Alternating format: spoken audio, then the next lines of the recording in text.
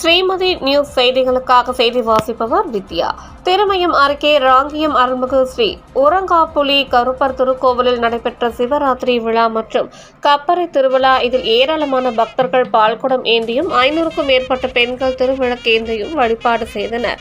புதுக்கோட்டை மாவட்டம் திருமயம் அருகே ராங்கியம் கிராமத்தில் அமைந்துள்ள அருள்மிகு ஸ்ரீ உரங்காப்புலி கருப்பர் திருக்கோவிலில் சிவராத்திரி விழா மற்றும் கப்பரை திருவிழா வெகு விமரிசையாக நடைபெற்றது.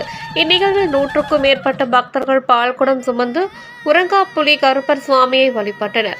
மேலும் விவசாயம் செழிக்கவும், மழை வளம் வேண்டியும், தொழில் வளம் பெருகி மக்கள் நோய் நொடியின்றி வாழ வேண்டியும் சுமார் 500க்கும் மேற்பட்ட பெண்கள் சிவச்சாரியார்கள் வேத மந்திரங்கள் திருவிளக்கேற்றி வழிபாடு செய்தனர். இந்நிகழ்வில் ராங்கியம் மற்றும் சுற்றுவட்டார கிராமங்களில் இருந்து 1000க்கும் மேற்பட்ட பொதுமக்கள் வழிபாடு செய்தனர். விழாவில் கலந்து கொண்டவர்களுக்கு அருட்பிரசாதம் மற்றும் அன்னதானம் வழங்கப்பட்டது.